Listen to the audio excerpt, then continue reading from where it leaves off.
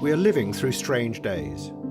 Across Britain, Europe and America, societies have become split and polarised, not just in politics, but across the whole culture. There is anger at the inequality and the ever-growing corruption, and a widespread distrust of the elites. Yet at the same time, there is a paralysis, a sense that no one knows how to escape from this.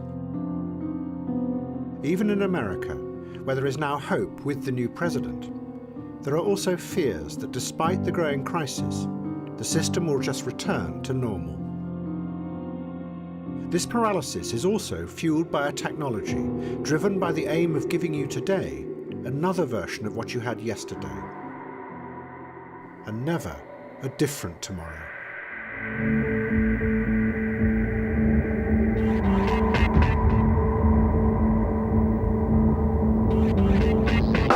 These films are a history of how we got to this place, and why both those in power and we find it so difficult to move on.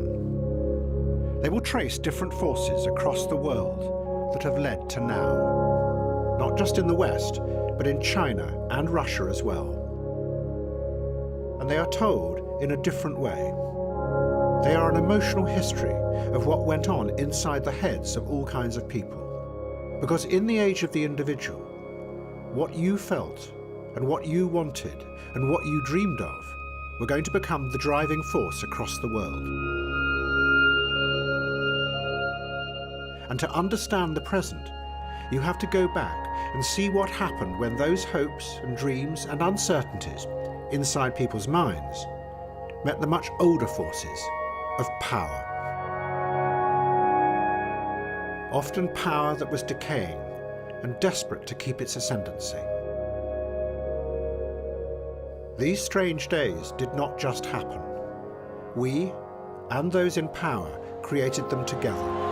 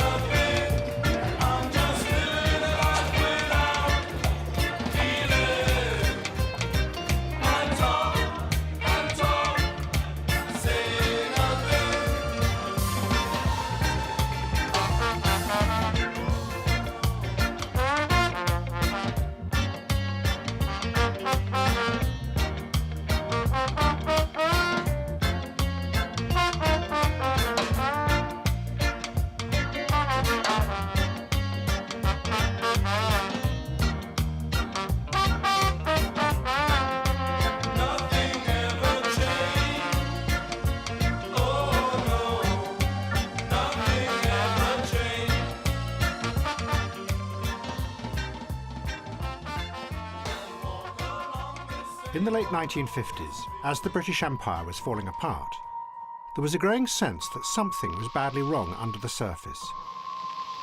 There was a feeling of unease, that despite all the reforms after the Second World War and the welfare state, the old forms of power had not gone away. And neither had the violence and the corruption that had always been a part of that power. The court opens with the traditional reading of names, and the wide experience available to the bank is apparent. Mr. Cobbold, Mr. Miners, Sir Charles Hambro. Senior Director, Merchant. The bankers in the City of London had been at the very heart of the empire. In 1958, two of the most powerful of them, Lord Kindersley and William Keswick were accused of using insider information to make millions for themselves. Lord Kindersley, Chairman of Rolls-Royce, merchant banker. Mr. Keswick, Hudson's Bay Company, Far Eastern merchant. The evidence against them was very strong. But when Keswick was shown the evidence, he dismissed it with a phrase that became notorious. It is difficult, he said, to remember conversations one has while shooting on a grouse moor. A government inquiry said the two men were obviously innocent.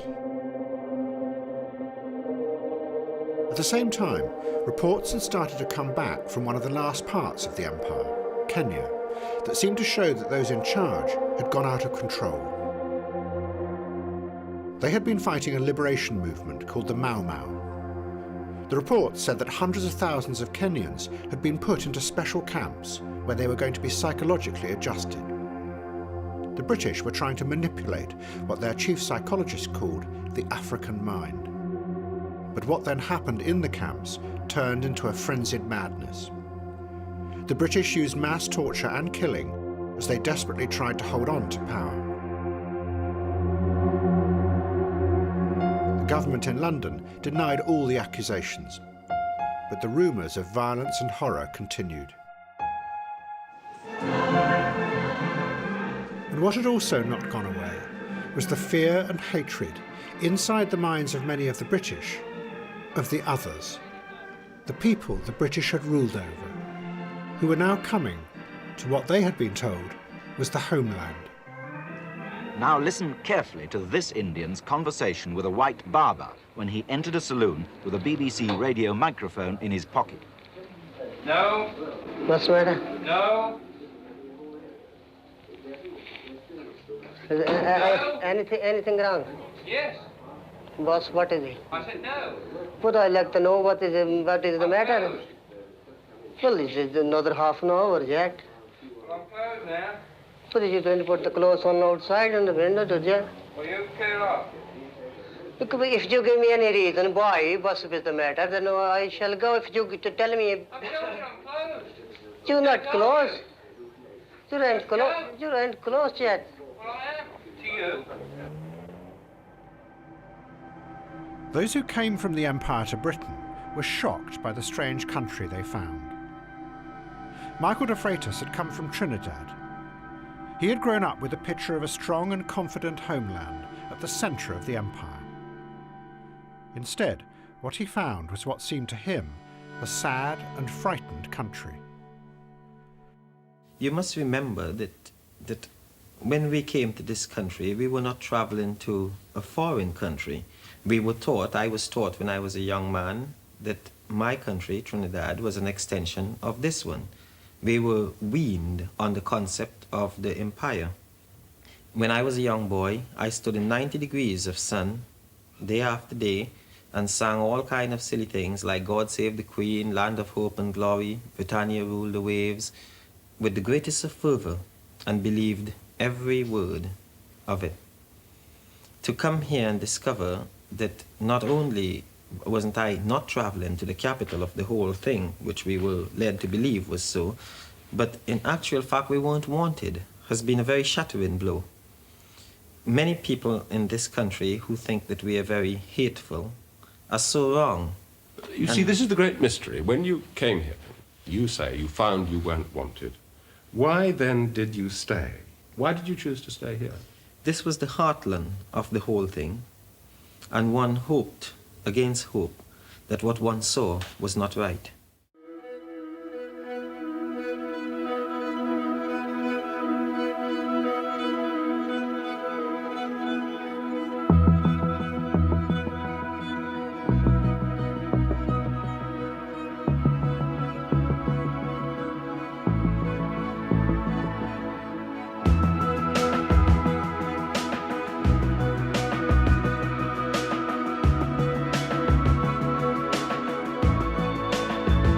Some say love is this burning thing, that it makes the fire ring. Oh, but I know love as a fading thing, just as fickle as a feather in a stream. See, honey, I saw love. You see, it came to me. It put its face up to my face so I could see. Yeah, then I saw love disfigure me into something I am not recognizing.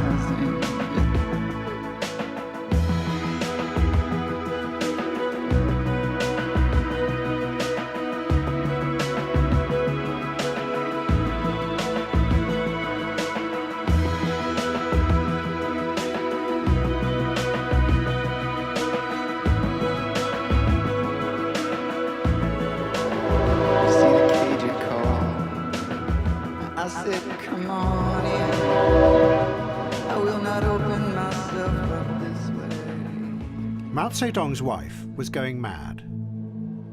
She was called Jiang Qing.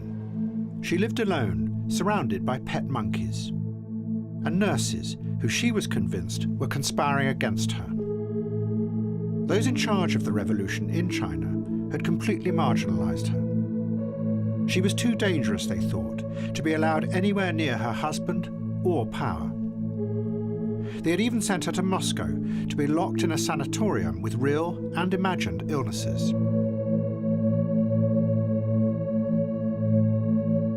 But now, Jiang Qing's husband was facing disaster. The revolution had led to horror. 30 million people had died from starvation in the past 3 years. The other leaders wanted to get rid of him. And suddenly, he called for her.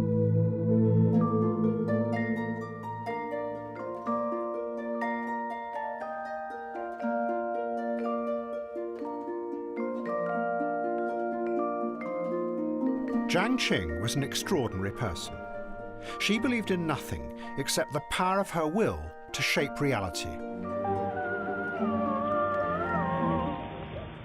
She had begun as an actor in films in Shanghai in the 1930s. The other actors looked down at her for her driving ambition. She liked to be on the top, you see, always. She's a very ambitious woman, and she liked to be at top, and she plays with, with all the directors, cameramans, make them, pay attention, you see, and interest in her, so she can have better part of the film. She married a quite famous writer called Tang Na, and after married, she doesn't feel very satisfied about her husband because her husband is not the very, very strong man. And she left him, and he jumped to the river. And then the water was very cold, so he jumped up again, you see. So. You mean he tried to commit suicide? Yes, he's trying to commit suicide.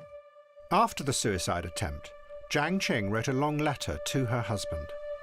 It said she was leaving him, and also explained why with an extraordinary openness.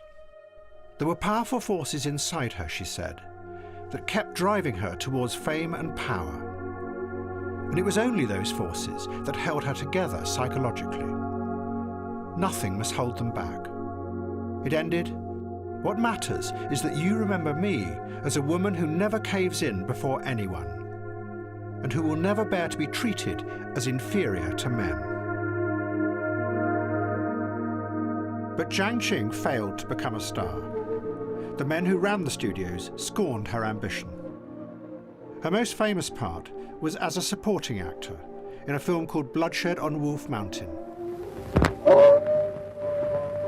The star of the film was called Li Lily. Jiang Qing was convinced that Li was trying to upstage her all the time. And she became the focus of all Jiang Qing's anger over her treatment by the Shanghai establishment.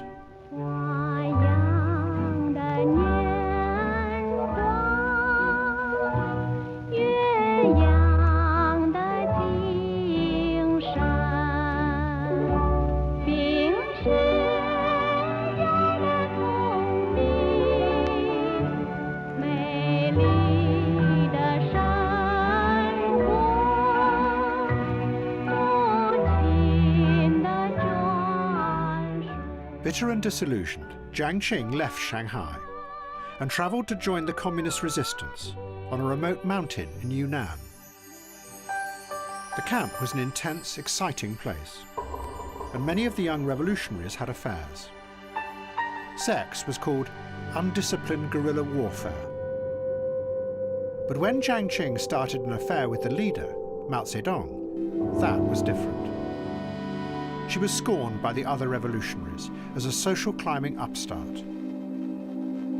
Then it got worse. Mao announced that he was going to divorce his wife and marry Jiang Qing. The other communist leaders were horrified. They saw Jiang Qing as a dangerous, destructive force, because she was driven by a fierce, radical individualism that threatened their collective dream. In the communist structure, everyone was part of a unit. She insisted, I am a unit of one. No one could work out what to do. They even went and asked Stalin in Moscow for his advice. He said, let them marry. But Jiang Qing must sign a document promising to refrain from political activity for 30 years. She signed, but she was furious with the men who now controlled her. They even tracked down and destroyed prints of her old films, because they didn't fit with the image of Mao's wife. Her fury grew. Jiang Qing wanted power on her own behalf, as an individual. And she wanted revenge. Now, 20 years later, in 1959, Mao was facing disaster, and he was calling for her.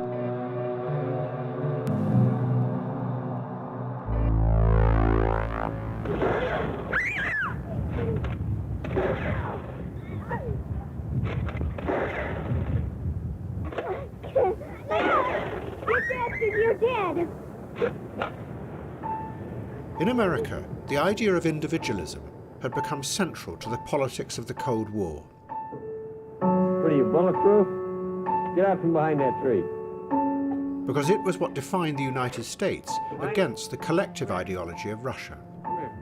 At the heart of it was the picture of a strong, confident individual living an independent life in the new giant suburbs outside the old cities. My gun won't shoot that far.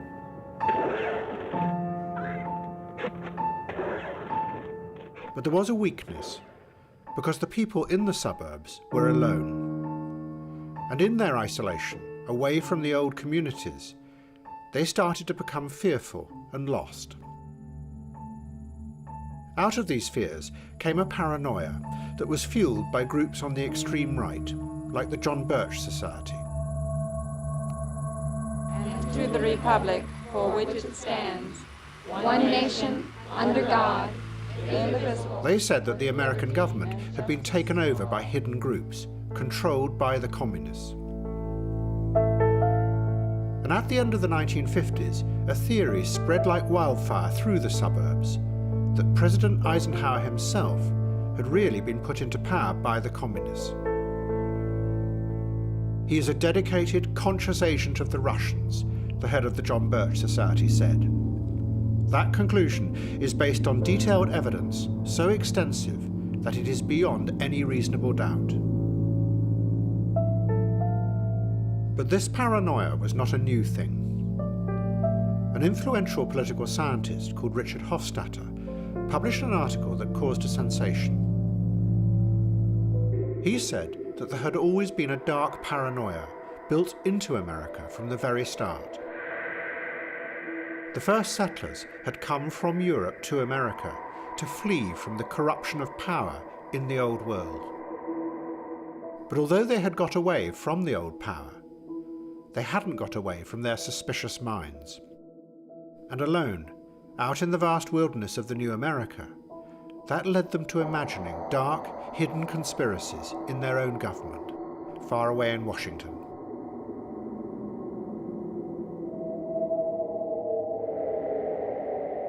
One of the first of these, in the early 19th century, said that a secret group from Europe called the Bavarian Illuminati were running a giant conspiracy in America to destroy the new democracy. In reality, the Illuminati had been a utopian movement who wanted to replace religion with reason. But instead, they now became the first of a series of frightening suspicions that fed off the isolation of the settlers in the New World.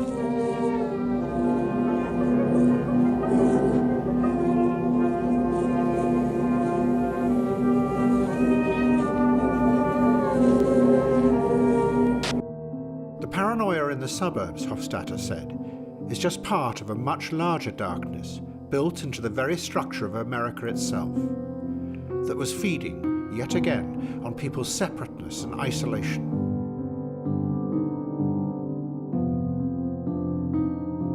But in the same suburbs, there was a new movement rising up that was going to confront and challenge these fears. It was driven by a radical individualism that said that you as an individual can shape the world the way you want it to be, not accept what the dark fears tell you it is. It would be one of the main foundations of the counterculture movement that was going to spread throughout the West. But now it was just beginning, born out of odd moments across the suburbs of California. One night, Kerry Thornley went with his friend Greg Hill to a bowling alley. They started to discuss reality. Thornley insisted that there was a fixed order to the universe, but Greg said that the universe was chaos, and it was human thought that projected an order onto the chaos. Sitting around in a bowling alley in 1958, to be exact, somewhere in the vicinity of Whittier, California. And we were discussing philosophy, and we were talking about order and chaos. Greg's theory was that order was projected on the universe, that it didn't exist at all, that it was a creation of the human mind, that order was entirely in perception and had nothing to do with what was going on out there in a completely chaotic universe. Thornley was inspired by this, and together he and Greg Hill decided to set up a movement dedicated to the idea of chaos. They called it Discordianism.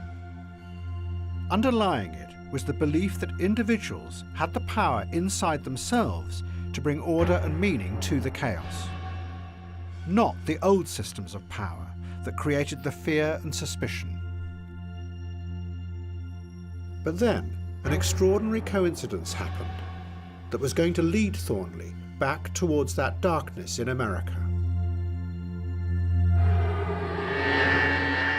Thornley was sent to do service with the Marines, and at the camp he met another recruit who seemed to embody the figure of the free, independent individual he so admired, because he refused to bow to the power of the officers.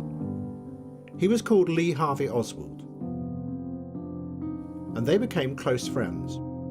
Thornley had read the novels of Ayn Rand, and he decided he was going to write a novel with Oswald as the central figure, a hero of this new age. But then suddenly, Oswald defected to the Soviet Union, and things became very strange. It seemed that the reality outside was even more chaotic than he had imagined. It was really a weird experience for me, because I was writing this novel based on Oswald. When Oswald defected to the Soviet Union, I decided to write a novel about a Marine who becomes disenchanted with the U.S. and goes to the Soviet Union. And so it was like the hero, and I didn't like Kennedy. I was extremely anti-Kennedy myself, because I was so much into Ayn Rand, laissez-faire capitalism, objectivism, and Kennedy was the arch villain of our movement at that time. And it was like the hero of my novel jumped up off the pages of my book and shot the president. And it was very weird.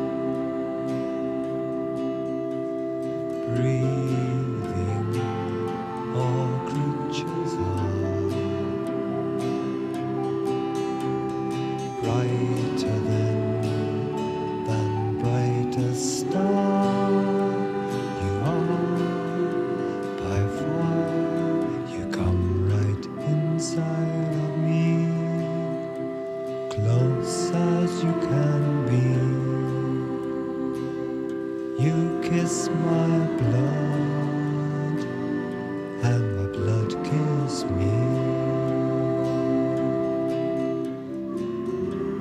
Although the British Empire was now finally collapsing and the last colonies being given their independence, in the homeland, England, the old structure of power remained intact.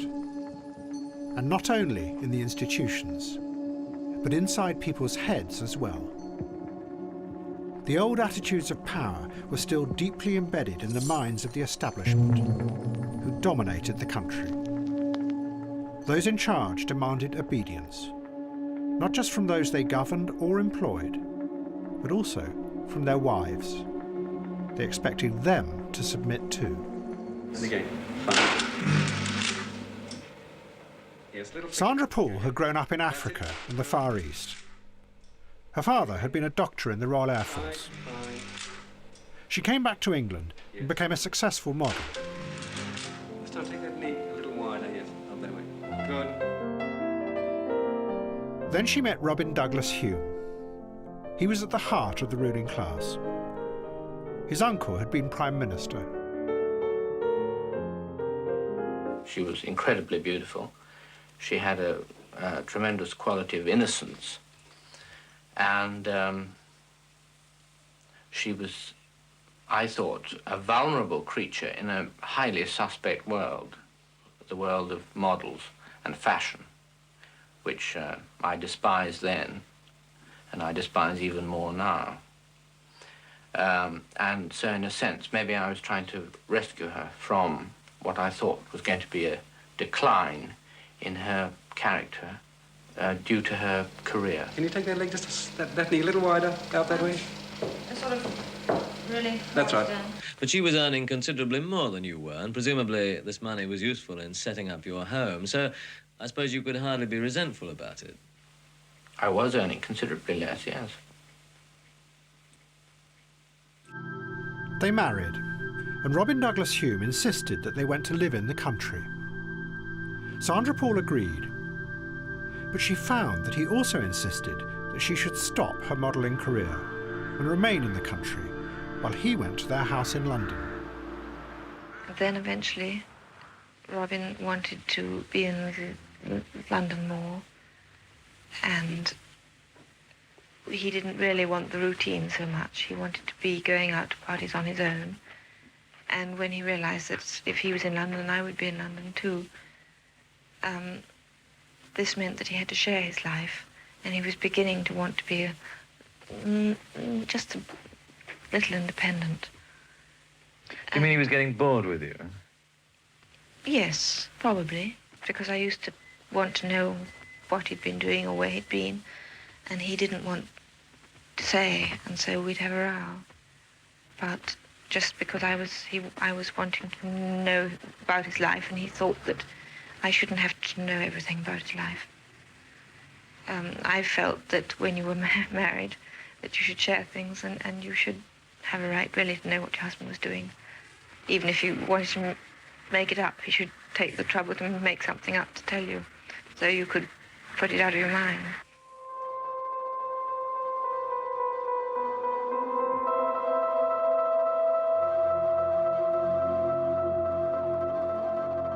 Michael de Freitas was now working for a notorious landlord in Notting Hill called Peter Rackman. Rackman owned hundreds of flats in decaying houses in Notting Hill, which he rented out to prostitutes and immigrants. De Freitas' job was to be Rackman's enforcer, often using threats and violence, including breaking in and wrecking the flats. When we come back in the night, we see everything outside. All the floor mashed up, all the wardrobe, all the chair, all the table, all the clothes on the floor, dirty. He take my brother's tools and mash up all the floor, pull up all the light. No water. I say, well. Michael de Freitas was fascinated by his new employer, because Peter Rackman was far more than just the brutal gangster that he was portrayed as. He had lived an extraordinary life. He had been born in Lvov, on the border of Ukraine and Poland. Then the Nazis invaded, and Rackman was arrested and forcibly sterilised because he was Jewish. But he managed to escape. He fled into Russia, but was captured again, this time by the Russians, who sent him to the labour camps in Siberia, where he watched people survive by killing each other and then eating the human flesh. But then the Nazis invaded Russia, and suddenly Rachman became Russia's ally. He was sent off to fight with the Free Polish Army. And he ended up, after the war, in London, stateless and a complete outsider. That horror meant that Rachman judged nobody. For him, the differences between right and wrong were luxuries for the privileged. In the face of horror, everyone was the same, focused entirely on survival. But the English judged him. He was hated with an overwhelming disgust as the face of evil. De Freitas believed that this revealed something that was hidden in English society. We start with the story of a man. Let me say straight away, a sordid story that some of you may well not want the younger children to hear. This is Peter Rachman, one of Britain's big-time 20th century racketeers. On the surface, there was the overt racism against the immigrants that Rachman was bringing into Notting Hill. A large number of people of Notting Hill are trying to mix the two races, are trying to bring about a coffee-coloured mulatto population in Britain. Then I regard it as no disgrace with the White Defence League to come on the scene and stand up for white interests. But De Freitas saw something deeper. Rachman's property empire was a brutal and violent one, but it was doing something that polite English society completely refused to do. He was giving people on the very margins of society, prostitutes and black immigrants, somewhere to live. His empire shone a harsh light on the hypocrisy of the nice people at the top of English society who would never think of themselves as racist, but wanted nothing to do with the people he was moving into Notting Hill. And they hated him for it. This was captured in an interview that the BBC did with the local upmarket journalists in Notting Hill about the day Rachman visited their offices. What struck me about him was his extraordinary sense of being so evil. This was a really evil man. We'd heard a lot about Rachman, and finally here he was sitting in this room. But I don't think any of us were prepared to see such a grotesque individual. Kind of gravelly type of voice, a sort of almost a diseased voice, if you like. The kind of thing which went, "Oh, Mrs. Denny, what do you want to see me for? I mean, I've done nothing." De Freitas decided that there was a fear in England that went far deeper than just the working class racism. That behind the polite veneer of the middle classes, there was a hard ruthlessness and a suspicion of others. De Freitas gave it a name. He called it Englishism. It came, he said, from both an anger and a melancholy at the loss of their empire. Then Peter Rachman died of a heart attack, and Michael de Freitas suddenly found that he was the new face of evil. Mr. de Freitas, why will you not take the rent from this man here? I don't own the property. But your name's on the rent book. Is it? Well, you know it is. We can probably show it to you. Come here, Mr. de Freitas, because I need to know the facts about this. Why will you not take his rent from him? Mr. Barrett, would you kindly leave him? You know, let us...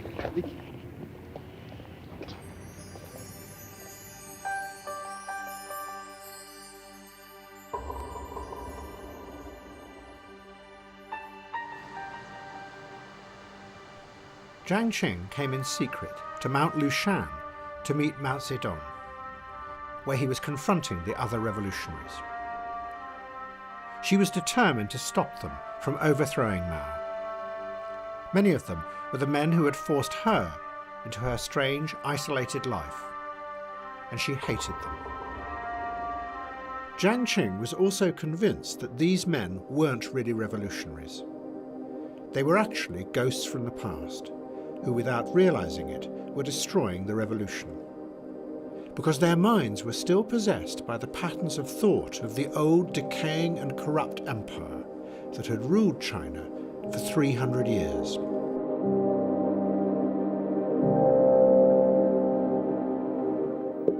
Mao pretended to give in to the demands of the other revolutionaries.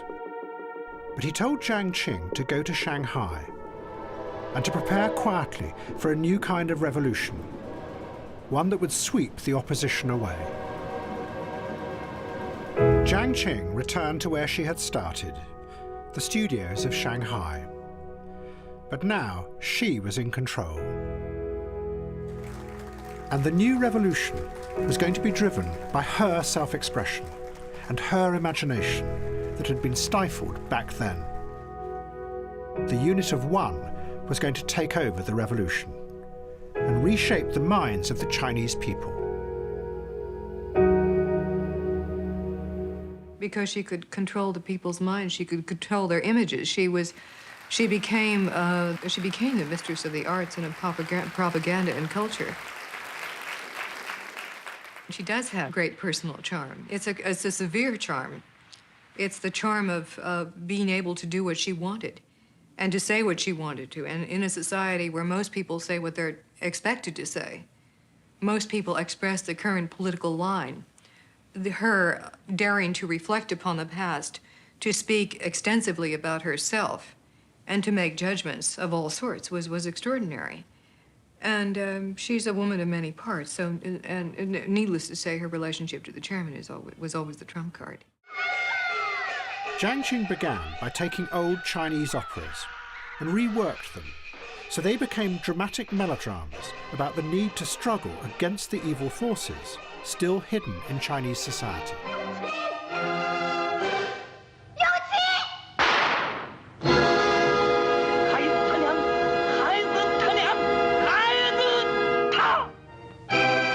Hate was a key word in the script.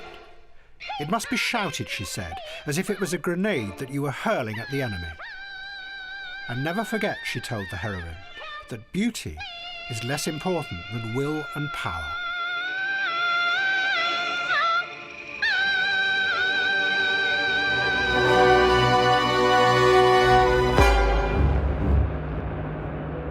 But the operas were just the start. Jiang Qing's real aim was to turn the whole of China itself into a giant melodrama, to work millions of people up into an intense frenzy that would have the power to smash through the old corrupt ideas that were still lodged in people's heads and break through to a new kind of society. But at the same time, Jiang Qing herself was driven by old hatreds from her own past. And she was also going to turn that frenzy into a crusade of revenge against her old enemies, including Li Lili, who had upstaged her in Bloodshed on Wolf Mountain.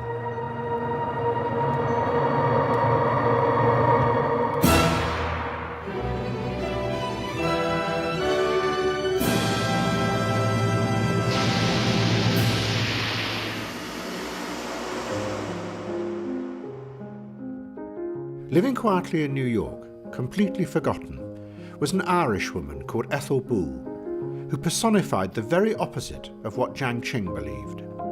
Because Boole thought that the way to change the world was to give yourself up to the force of revolution, to surrender your individual self and your identity to the dream of a better future for others.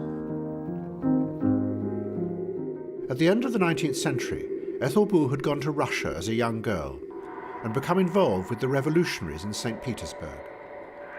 And she wrote a novel called The Gadfly. It told a powerful romantic story of a young girl who sacrificed everything for revolution. She then married a Polish revolutionary called Wilfrid Voynich.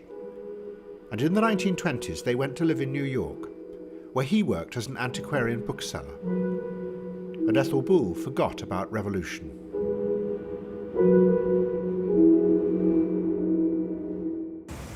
But in 1959, when the Bolshoi Ballet came to New York, the dancers were astonished to find that she was alive, and they rushed to visit her. Because Ethel Bull, without her realizing it, had become a hero of the Russian Revolution. She discovered that her novel had inspired millions of young revolutionaries in the 1920s to rise up and fight for the revolution, inspired by the idea of surrendering themselves to a grand historic cause.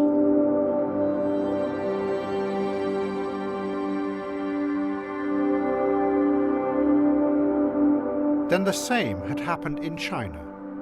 Again, millions of young revolutionaries had carried the gadfly in their backpacks as they fought to create a new kind of future.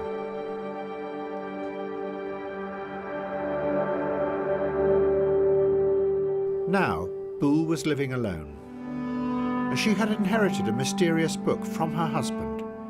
It was called the Voynich manuscript, and it was written in a language no one has been able to decipher. But one ballerina in the Bolshoi group didn't go to visit Ethel Bull. She was called Maya Plisetskaya. She was the most famous ballerina in the world, and she hated the communist system. Plisetskaya's father had been executed by firing squad during the purges of the 1930s. Her mother had been sent to a prison in the wastes of Siberia. As she became famous, she was watched all the time by agents from the KGB. She couldn't trust anyone. Everyone around her had been told to inform on her.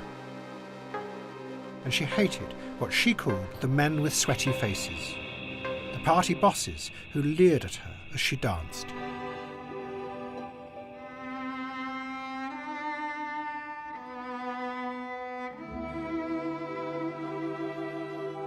In private, Maya Plisetskaya wrote out her own manifesto.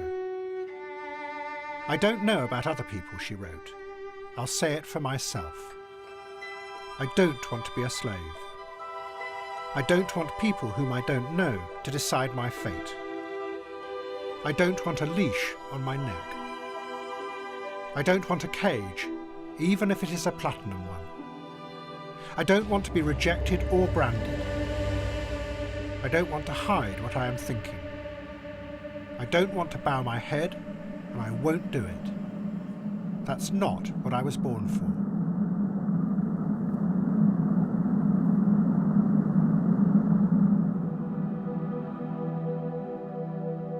Both Plisetskaya and Jiang Qing were part of the new individualism that was rising up everywhere, while Ethel Bull's collective vision was dying.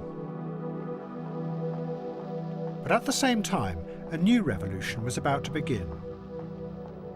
It would offer a dream of liberation and freedom for the new individuals. But it would end by controlling them. And in a strange twist, the person whose ideas would guide that revolution was Ethel Bull's father. He was a mathematician from the 19th century called George Bull. Bull had been a deeply religious man, and one afternoon in the 1840s, as he walked across a field near Doncaster, a thought had flashed into his head that he believed was a religious vision. Bull suddenly saw how you could use mathematics to unlock the mysterious processes of human thought. The same symbols that were used in algebra could be used to describe what went on inside people's heads as they followed a train of thought, expressing all the twists and turns in simple binary form. If this, then that. If that, then not this.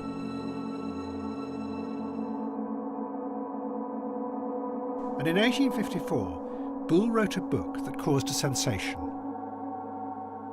It was called An Investigation of the Laws of Thought. Its aim, to investigate the fundamental laws of those operations of the mind by which reasoning is performed. Bull showed how even abstract concepts like virtue and passion could be put into equations, and then the symbols used to follow a pattern of thought to its conclusion.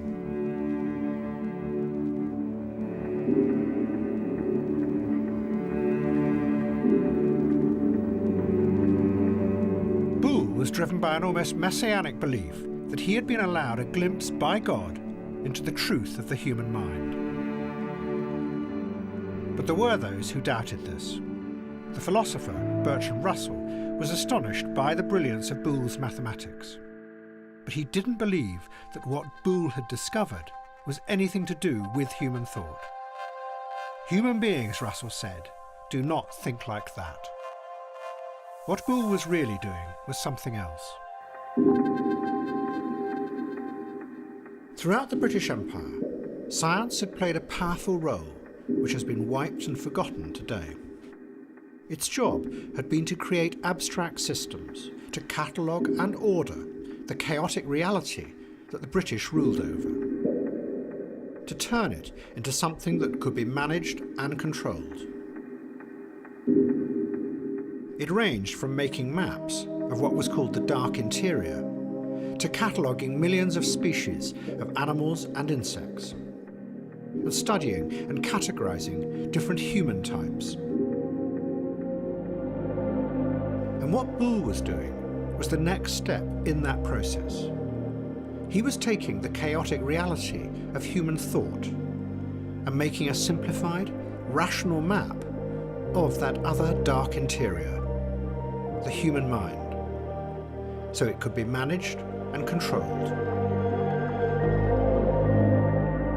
But in the 19th century, no one could see any way of using the system that Boole had created, and it languished and was quietly forgotten, and the British Empire began to collapse.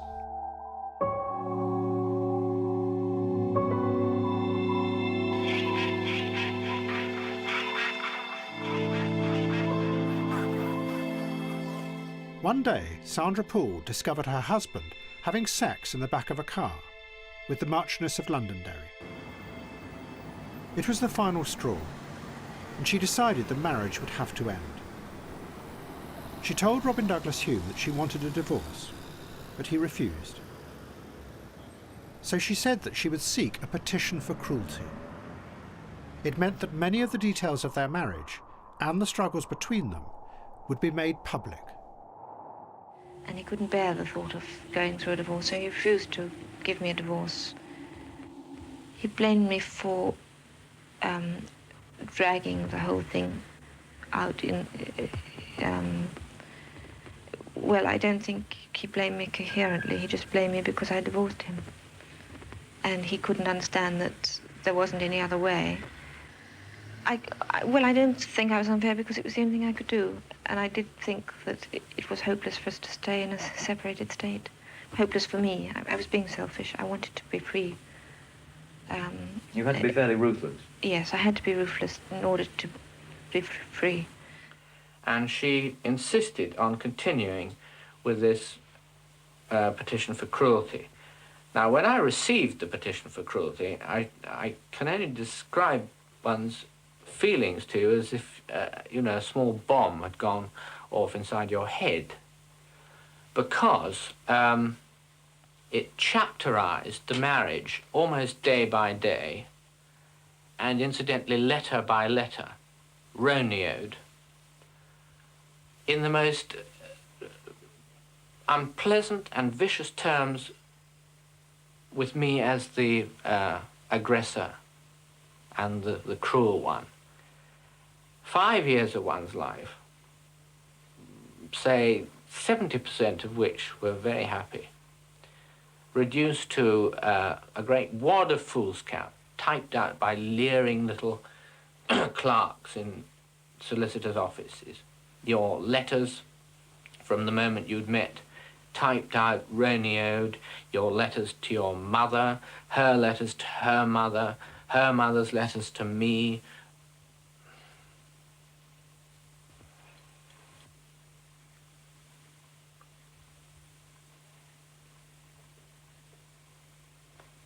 It was all right, you felt, to be regarded as an adulterer, but you couldn't bear to be regarded as cruel.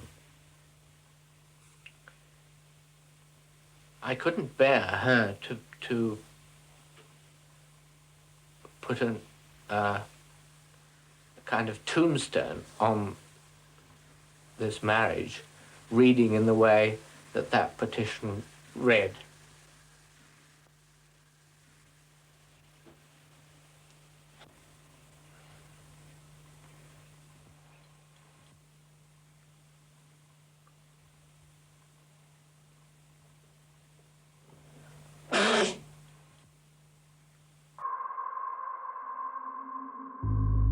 For men like Robin Douglas Hume, the expectation of power had been deeply embedded inside their minds.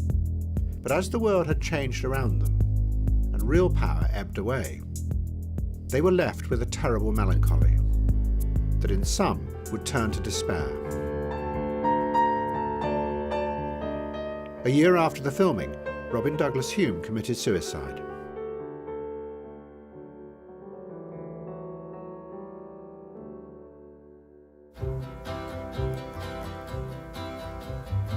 Sag mir, wo die Blumen sind, wo sind sie geblieben? Sag mir, wo die Blumen sind, was ist geschehen?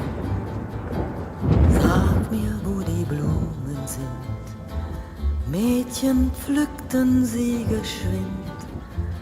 Wann wird man je verstehen? Wann wird man je verstehen? Sag mir, wo die Mädchen sind, wo sind sie geblieben? Sag mir, wo die Mädchen sind, was ist geschehen? Sag mir, wo die Mädchen sind, Männer nahmen sie geschwind. Wann wird man je verstehen? Wann wird man je verstehen? Sag mir, wo die Männer sind, wo sind sie geblieben? Sag mir, wo die Männer sind, was ist geschehen? Sag mir, wo die Männer sind, zogen fort, der Krieg beginnt. Wann wird man je verstehen? Wann wird man je verstehen?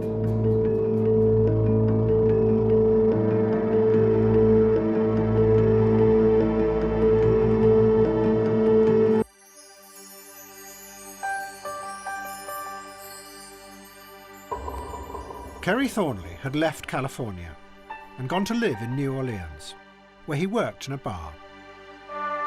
The movement that he and his friend Greg Hill had started, Discordianism, was beginning to grow, spreading by word of mouth. Like much of the new counterculture, it was against all politics. It distrusted all the old systems of power, left and right, because they were just trying to force you into their version of reality. Thornley also published his novel, with Lee Harvey Oswald as the central figure. It was called The Idle Warriors. But New Orleans was also the city where Lee Harvey Oswald had lived before the Kennedy assassination.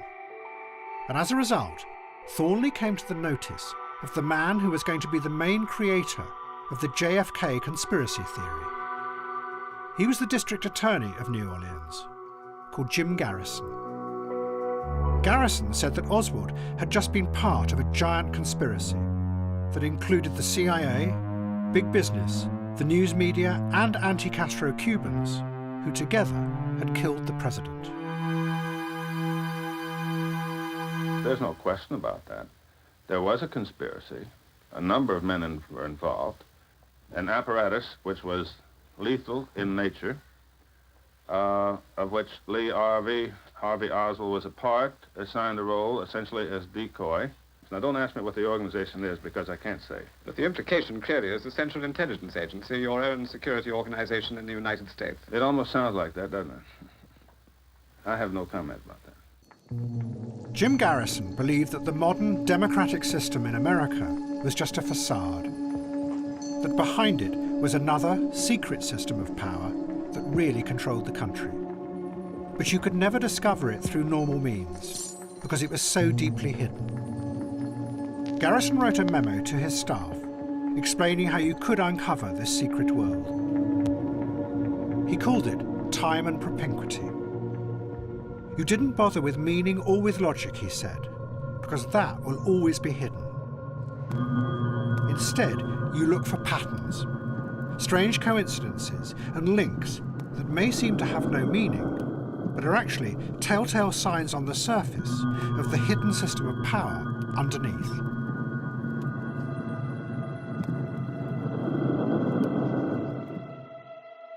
This theory was going to have a very powerful effect in the future, because it would lead to a profound shift in how many people understood the world. Because what it said was that in a dark world of hidden power, you couldn't expect everything to make sense. That it was pointless to try and understand the meaning of why something happened, because that would always be hidden from you. What you looked for were the patterns. And when Garrison read Kerry Thornley's novel, he saw a pattern. Not only had Thornley been in the Marines with Oswald and written a novel about him, but he had come to live in the same city that Oswald had lived in before the assassination. And in 1967, Garrison accused Thornley of being part of the conspiracy. Thornley was furious. He knew that Garrison was wrong. But he also hated the very idea of conspiracy theories.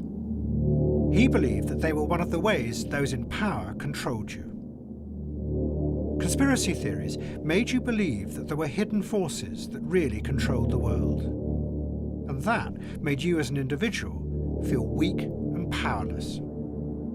Suspicion, he believed, was just another form of control. Thornley wanted to find ways to free people from that kind of conditioning that held them back as individuals. There are ways of deconditioning people. This is what I'm interested in. I'm interested in finding some technique by which great masses of people can be broken out of their authoritarian conditioning all at once, to figure out exactly what that type of enlightenment is, that type of liberation from authoritarian conditioning is, and how to achieve it on a wholesale basis.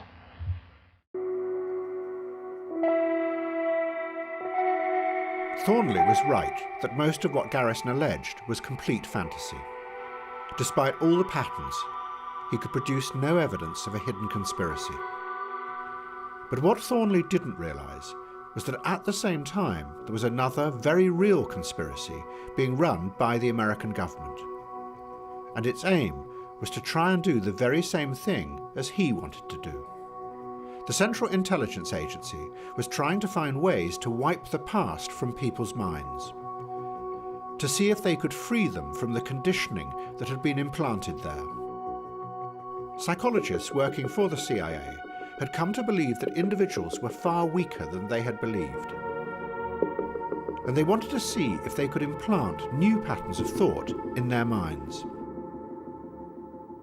The image of the human being that was being built up at that particular time was that there was a great deal of vulnerability in every human being, and that vulnerability could be manipulated to program somebody to be something that I wanted them to be, and they didn't want to be.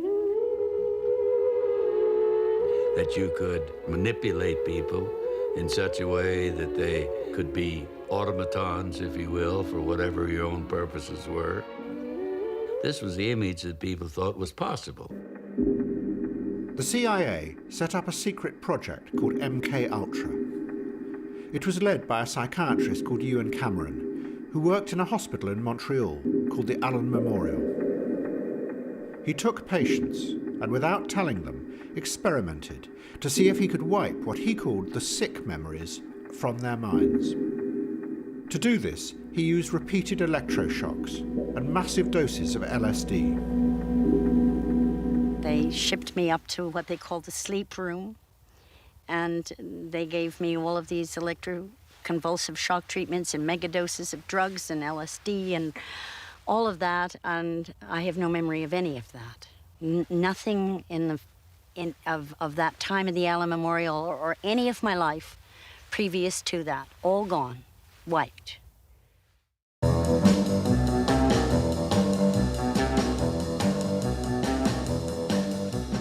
Some members of Discordianism were working at Playboy magazine, and Thornley decided that he was going to use Playboy magazine to start an experiment that would make people see how absurd all conspiracy theories really were. He called it Operation Mindfuck. In 1969, he and Greg Hill began Operation Mindfuck by placing a false letter in the Playboy letters page. They put it between another letter asking if gun fanatics had small penises, and one from a man asking about the physical danger to his testicles from heavy petting. Thornley's fake letter asked whether all the political assassinations in America were really being masterminded by a single secret society, and the society it named was the Illuminati. It said that the Illuminati were behind all the chaos and the fear that was now gripping America. He and the other Discordians then proceeded to spread this idea all across America through the counterculture, in magazines and books, and even in plays. Thornley's aim was to try and break the spell of conspiracy theories by making people see the absurdity of believing them. And he had chosen the Illuminati for the experiment because no one could possibly believe that an 18th century organisation from Bavaria was really, in the second half of the 20th century, the secret rulers of the modern world. It was clearly ridiculous.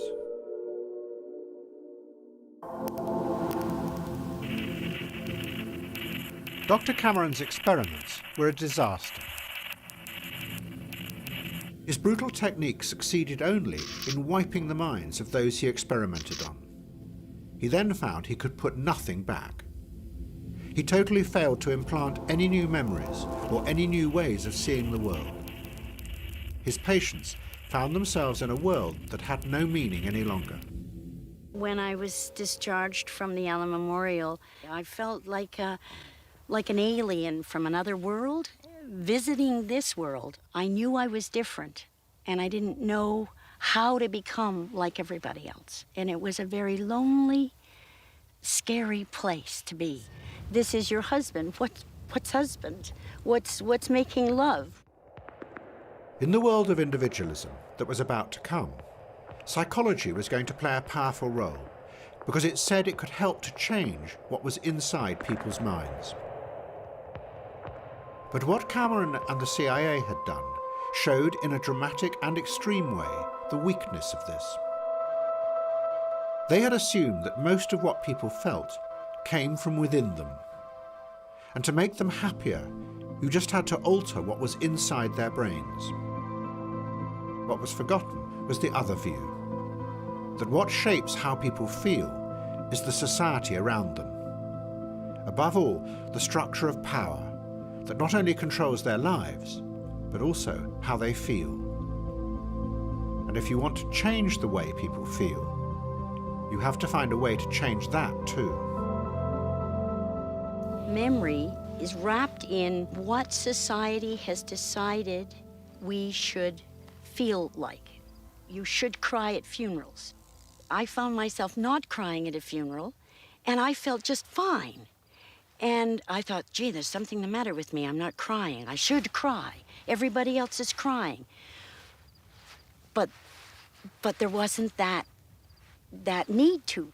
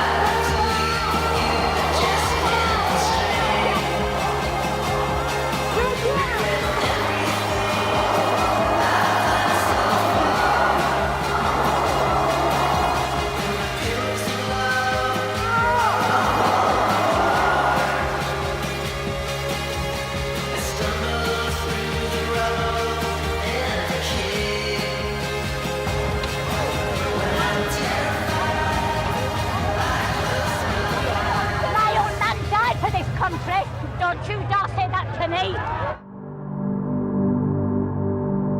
Michael de Freitas decided that he was going to become a revolutionary.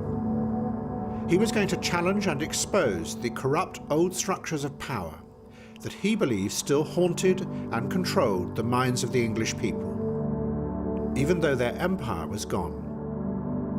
I can't live in this system. I don't like it. I don't want it. I want it destroyed. Everything, down to the ground, the lot, ashes. That's what I want.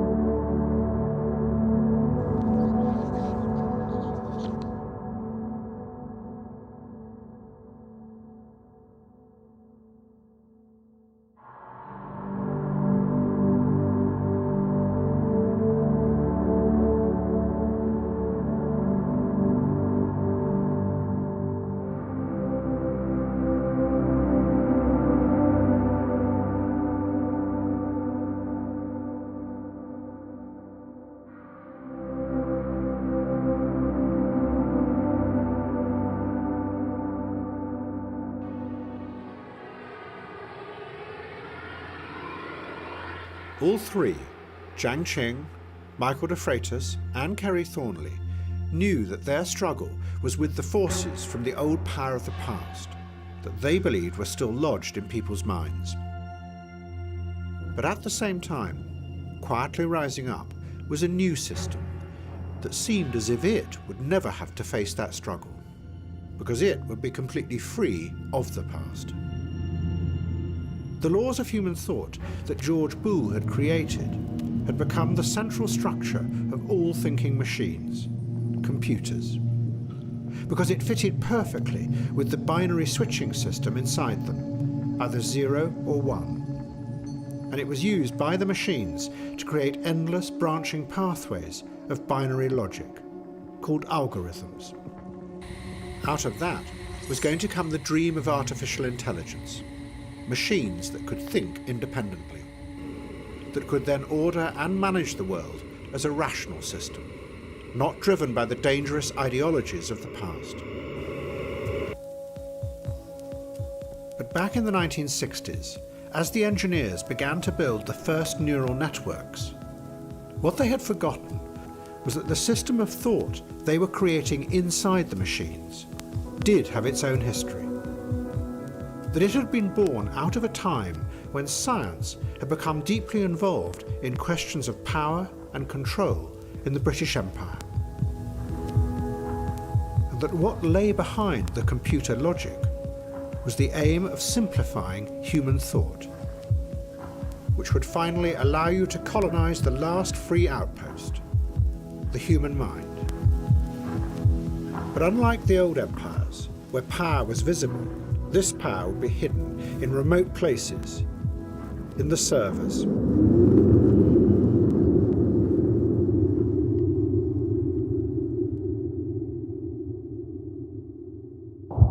But something else from the past would also find its way into those servers. In the political and economic chaos of the early 1970s, conspiracy theories were going to spread like wildfire through the counterculture. As they did, the fake conspiracies about the Illuminati and the secret rulers of the world that Kerry Thornley thought that no one could ever believe began to get mixed up with the true conspiracies, like MKUltra. And more people began to follow Jim Garrison's theory of time and propinquity, looking for patterns of a hidden power in America, not for logic or meaning any longer. And when the internet was created, almost immediately, those patterns of suspicion would move into the data and multiply endlessly across the system. And that dark paranoia that 200 years before had spread across the prairies and the mountains among isolated settlers, now spread across the virtual world, among isolated individuals sitting alone in front of their screens. And suspicion and distrust crept back into what was going to be the new system of power.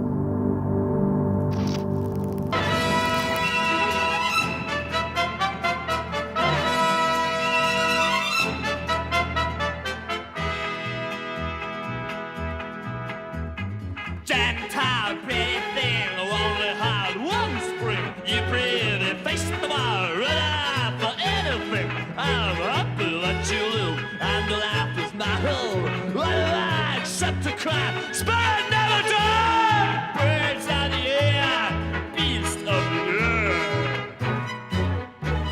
The China Baptist will make a pound in the decaying. Who killed my bear? Who killed my bear? Who killed my bear? Who killed my bear? Who killed my bear? Who killed my bear? Who killed my bear? Who killed my boy? Who killed my boy? Murder, murder, murder! Someone should be angry! The crime of the century! Who shall little Bambi never trust a hippie? Or a fucking Bambi! I'm gonna find a